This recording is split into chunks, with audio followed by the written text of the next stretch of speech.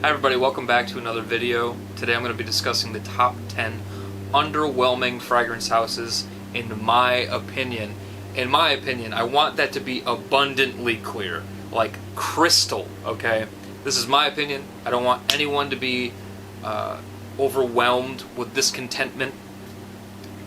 This is just my opinion. I feel like people get really upset when we're discussing some of the people out there, their favorite fragrances or their favorite houses or whatever it is, and they forget that, you know, everything is opinion based. So that being said, there's at least one fragrance in every one of these houses that I really love and either have owned or do own currently. So it's not like the house as a whole I hate. It's just that in order for the fragrance houses to have made this list, they had to have been overhyped, built up, etc. over time. And I've been doing this since I was 19. I'm 26 now. I've been around since there was only, 6 or 7 reviewers. And I'm here to tell you that one of the biggest frustrations among people who love fragrances is when something is hyped when it doesn't really deserve it. Now, I will say that the hype train is a lot of fun. There's an adrenaline rush that comes along with purchasing blindly, otherwise known as blind buying. And that's fun until you start to rack up all these fragrances that you really don't give two shits about because they're not very good. That being said, that's your own problem. That's not the reviewer's fault. But at the end of the day, I do feel like we've all experienced things that are underwhelming and that have been overhyped. So I'm going to take you on a journey on my top 10 list of things that aren't that great in my opinion. So I'm going to be starting off this list at number 10 with a tie. And I feel like it's because both houses are created by the same person. There's been so much going on in the background, especially in the fragrance forums, where people think that this house is run by the same person. I don't know if that's ever been actually brought to light or not, whether or not if it actually is, if it's been confirmed one way or the other. But that being said, both of these houses have a fragrance from each house that I own, love, adore, have made it in top 10 lists, whether if it's, sexy scents or winter scents or favorite scents, etc. And that is the house of Mancera and the house of Montel. So Montel, I have owned and adore Intense Cafe. Intense Cafe is a wonderful fragrance. But that being said, that house as a whole has been overplayed and overhyped time and time again, and I really only see them as a one-trick pony. They use oud, and like the medicinal oud too, not the interesting, woody, stanky, skanky, animalic oud. They use medicinal oud and rose and literally fucking everything, and I feel like that becomes redundant and kind of a waste of money. So I hate it when people then try to tell me, no, Tim, listen, again, I've been around doing this for almost 10 years. I understand that there are certain fragrances that they have in the house. There's the animalic one. The hell is that called? Fuck.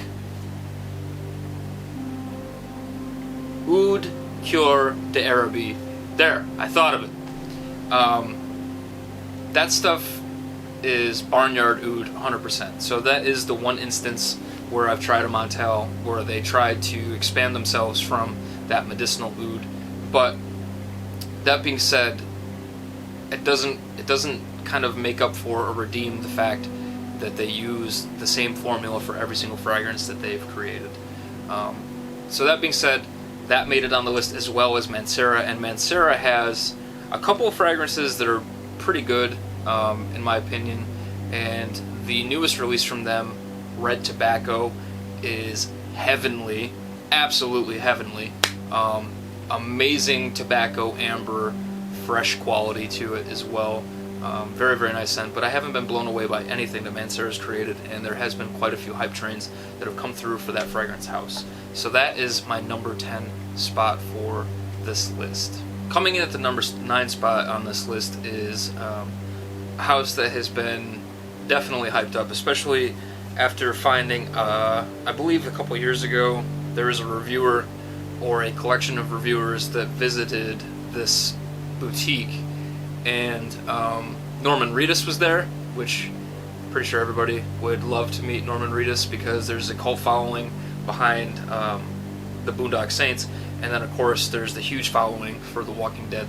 So, and plus the guy's supposedly super chill.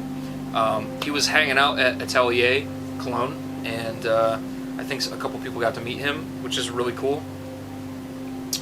Atelier Cologne is nothing special in my mind. I found, now that being said, all their fragrances are perfectly fine. There's none that are like, oh wow, this is a complete pile of trash. It's just that I haven't found anything from their house where A, it's made it past 6-ish hours on my skin, including a fragrance that I actually really, really love. This is another one of those cases where they have a few fragrances that I would absolutely adore if the performance was better for the cost. Gold Leather is one of those fragrances. I absolutely adore the scent. It's basically one of those fragrances where, like, if you love Tuscan leather, that kind of raspberry, rugged leather combination, this is another one of those where it's that nice plum, juicy plum, and a little bit of oud woodiness with the leather. Fantastic scent, but it lasts for shit on my skin. So I found a lot of cases with Atelier, plus that fragrance is very minimal as well as, you know, Tuscan leather. I don't want to say, like, just because it's minimal it's not good, but it's a fragrance where it plays what you smell at the beginning is what you smell at the end, and then the performance isn't very good. And I found that tends to be the case for all of them, but when you're including the fragrances that should be heavier, I just find that kind of disappointing. As well as most of the fragrances within that house, I'd say 95% of them are really nothing all that groundbreaking or special. Orange Sanguine comes to mind. That was such a hype train. Everybody wanted Orange Sanguine. It was popping up on top 10 summer lists, spring lists, etc. I flat out hate Orange Sanguine. I am not going to lie about it. That is one of the flattest oranges I've ever smelled in my life. That being said, again, that doesn't mean people are wrong. I just feel like that fragrance was just so overhyped that when I finally got a chance to smell it after all the hype, I was just incredibly disappointed. And I found that to be the case for practically every single scent from that line. The one exception, other than the Gold Leather, is the newest release, Tuberosa Cafe. That stuff is absolutely scrumptious. I've only been able to spray it on my skin a couple times at Sephora, and it's lasted maybe 7 hours, which I would buy a bottle for 7-8 hours. But when you have a price tag that's $150 or more, you should be able to get more time out of it. That's really just kind of the way my mindset works with those kinds of things. Unless it's a really unique fragrance, which none of them really are. They're all very basic or they're very linear. Then I'm not really all that, impressed by the fragrance as a whole. So that house as a whole hasn't really blown me away at all. I would say that if the 100 ml bottles went for like $100, then I would be more on board. So it's one of those cases where I feel like you're not getting the bang for your buck as a whole, and if it was just lowered a bit more, then I'd be more impressed by them. So coming into my number 8 spot is a house that I bet you, if you're a long-time subscriber of mine, you would have figured would be closer to like the 1, 2, 3 spot. But coming in at number 8 is Paco Rabanne. Now, let me assure you, I practically despise the house of Paco Rabanne.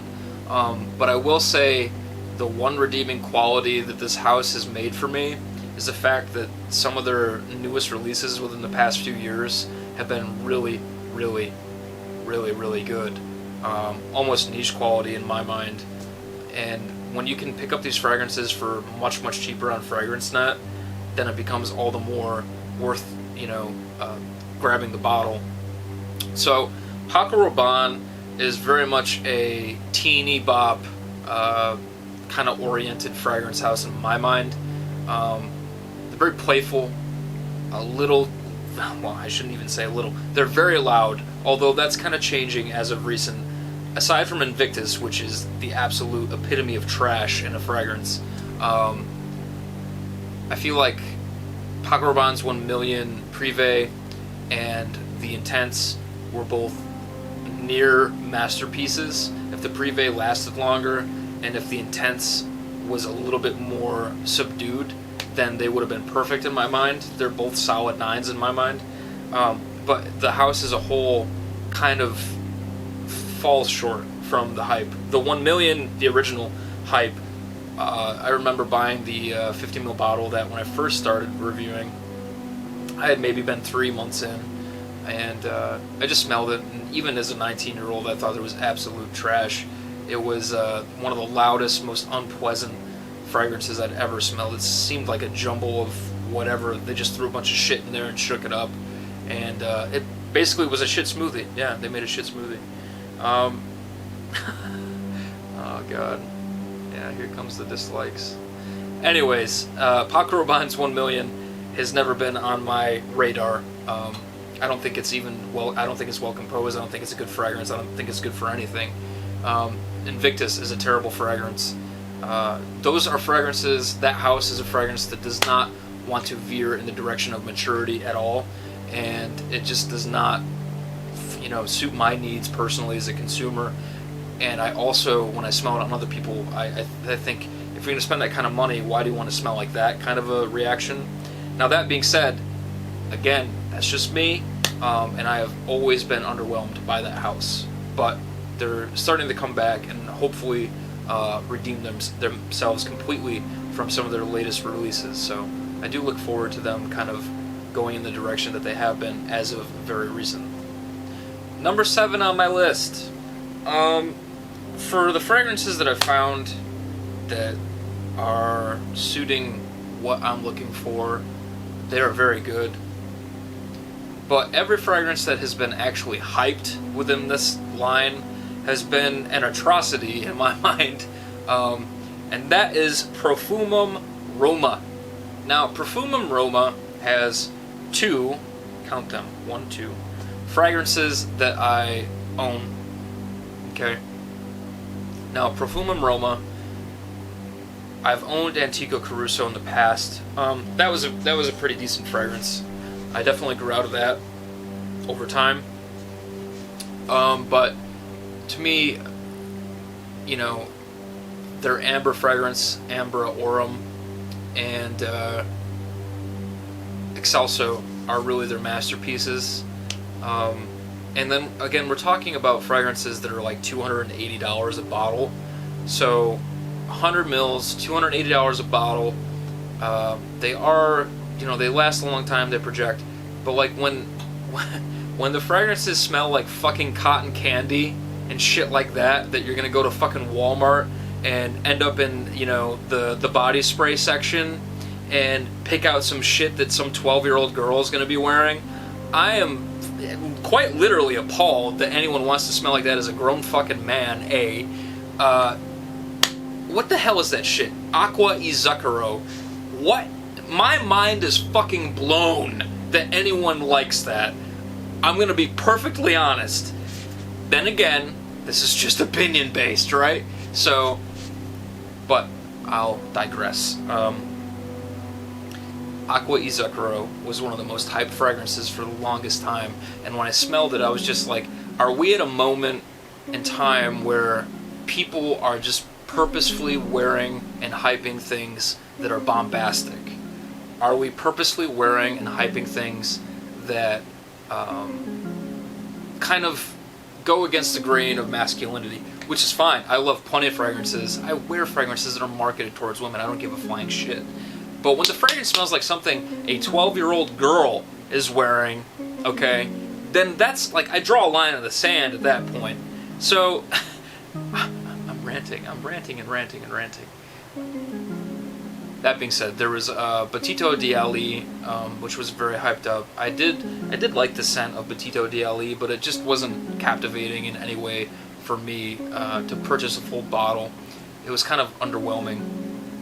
And there were just quite a few instances where I tried different things from this house where I was underwhelmed. Elba, underwhelming. It smells like kind of a mixture of like waxy iris. It smells like candle wax, pretty much. Arso, very interesting scent, not wearable in my mind. It smells like rain-drenched, dew-drenched roots, tree roots. That's what it smells like. So we just have all these instances of fragrances that end up not smelling either all that wearable or just so fruity and playful that, you know, I could really only see myself, you know, not myself, I could only see very young people wearing, which is fine, but like at this point in time, those aren't the types of fragrances that I can associate myself with at all. The ones that really kind of come to mind that I would continue to wear, again, are the Ambrum Aura. I don't even know if I'm saying that correctly, and it's something that I own. And the Excelso, and I also really do like Dulcis and Fundo. But other than that, very underwhelmed by that fragrance house. Alright, so making it next on my list of fragrances that are underwhelming and overhyped, I feel like, in my opinion, again, that this house has not made a single scent to me that has been A, original, and B, worth the dough. Parfums de Marly. I almost blind bought a few fragrances, and if I could even begin to like freaking pronounce what their names were, I would tell you what they were. But the Oikajua, whatever the fuck the thing is called, and Ispan and Ispan, yeah. Then there's Herod. I know how to pronounce Herod. Herod was good, and I feel like if Herod, if there was no Back to Black, if there was no Tobacco Vanille, if there was no Ombre Narguilé, then Herod would be great. But it's like an accumulation of those three fragrances, and I find it has nothing new to offer. So, that being said, Parfums de Marly has been just underwhelming. And it's not even that the fragrances aren't of quality. I think that they're of quality. I think that if they were $150 to $180 a bottle, then, you know, great. If you think that some of those scents that are just like a little bit different than some of the ones that I've already kind of described, then go for it. But it's just the fact that they're kind of like replicants or wannabes of things that have already come and done very successful, been very, very successful in their route of the fragrance path. I feel like they haven't come up with anything really new or on their own to make a name for themselves. And for that, that's kind of like, okay, you're not really anything special in my mind because you're not veering away from things that have already accomplished the exact types of fragrances that they want to be. So, to me, they're just kind of lame in that aspect, but at the same time, to each his or her own. The next on my list is Burberry. Now, Burberry, alright. Burberry has a single fragrance in my mind that has been worth anything. Burberry Touch. I really liked Burberry Touch a couple years ago, and it was a fragrance I wore here and there for the fall. And once I, ran out of that bottle, I never bought another one. And pretty much apart from that, Burberry has Burberry Brit, which I think was one of the... I will say this for Burberry, alright? It has a couple fragrances that were original. And I'm not saying that they weren't original, I'm just saying that they didn't do the originality well. Burberry's Brit was the first men's fragrance that had rose in it that I'm aware of. Before that, I wasn't really sure if there was any fragrances that were marketed specifically towards men that had floral notes like that in it. But that being said, Burberry Brit is very unpleasant to me. I don't find it very attractive at all. And there's Burberry Rhythm, there's, Mr. Burberry, there's this, that, and the other. none of them have been good. I've tried them all at Sephora. I keep trying, new releases. I try to remain unbiased when I'm trying new fragrances, even though I hate the house. That's how I own a couple Paco Rabannes, for God's sake. You find a gem within some of these fragrances that aren't all that great. But I will say that the biggest hype train for Burberry that I found to be really disappointing to me, that I only tried a couple years ago, finally, after listening to years and years and years of this fragrance making on fall and winter lists, is Burberry's London. Burberry London is not something that I find very pleasant at all. In fact, I think that it's very dated. It smells super dated, actually. It's the super, super green Christmas tree kind of a scent that kind of is headache-inducing to me, and not much else is going on in that fragrance other than that on my skin. That being said, there are those elements of the spices and whatever else going on in it, but I believe there's even a coffee note in it. But unfortunately for me, I just didn't get that on paper or on my skin. So it was basically just like, okay, Christmas on my skin, it's just a Christmas tree kind of a scent that was a little too overbearing for me. I think there may have even been a rum note that was supposed to be listed out. You'd think that I would actually check this out before I made a video, but I didn't. Either way, it's a fragrance that's very unpleasant to me, and I found it to be very underwhelming. So Burberry made it on the list. So the next to make it on my chopping block of fragrances that are overhyped and underwhelming in my mind is the House of Oud. Now, this is a more recent hype train that I've noticed, and I really, really, really, really, really wanted to love, and I almost blind bought, in fact, Cypress Shade. Now, I really wanted a fragrance that was kind of like that old vintage kind of masculine barbershop scent. Kind of like Italian Cypress from Tom Ford. And what I ended up getting was this super close to the skin, kind of powdery, irisy cypress. Not only was it boring as hell and close as hell to the skin, but like the fucking price point on those bottles for what you're getting is kind of unreal. And it raises the question, do we hype things based off of aesthetic alone, off of how much they cost alone? Because I will tell you, I have noticed within the fragrance community that if you were to hype something that was $20, $30 that actually works and smells good and functions as a fragrance should, with projection and longevity and scent and development, you come off as an idiot.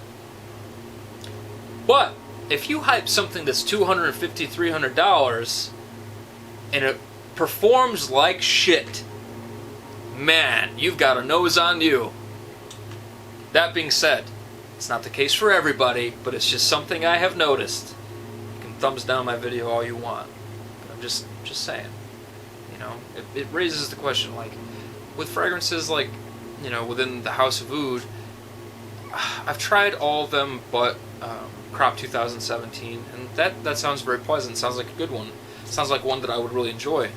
But so did every other one of the ones that I tried out.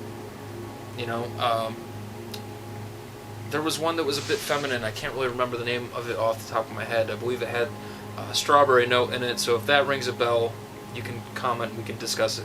It was a very nice scent, just a little too feminine for my liking. But other than that, I didn't like anything from that house at all. And it's been hyped up quite a bit within the fragrance pages on Facebook and Base Notes. So, that being said, it was just underwhelming to me, and I was ready to dish out some dough for some of those bottles too, because A, they're gorgeous, and B, I figured that they would end up having great projection and longevity and all those other things for the sheer fact that they are eau de parfums and they are such small bottles for the cost. I figured it would be like a Nasomato effect where you only need one or two sprays, but it unfortunately was not the case. So House of Oud made it on the list as well. Alright, it actually pains me to put this fragrance house on my list because there are 3 fragrances from this house that I think are exquisite, that I think are absolutely stunning. Actually, 2 of which are masterpieces in my mind, and that is the House of Gucci. Gucci has really gone downhill. Really, just, whew. Ever since Tom Ford has left and whatever else, I just don't even know what they're thinking anymore. Gucci Pour Homme 1, Gucci Pour Homme 2, Gucci Envy, that's where they should have stuck.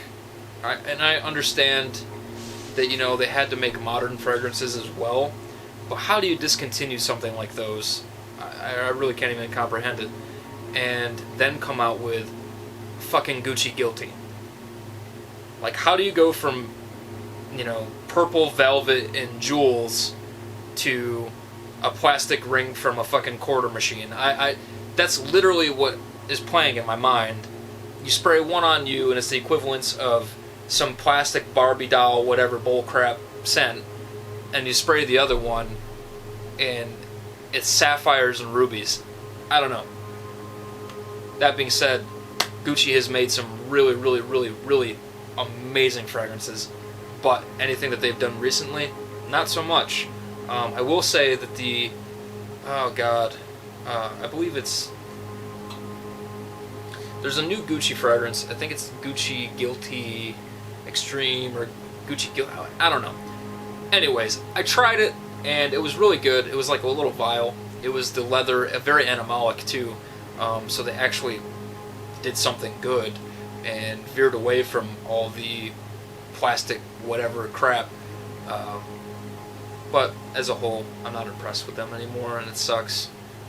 Next to make it on my list is John Varvatos. Now, I want you all to remember,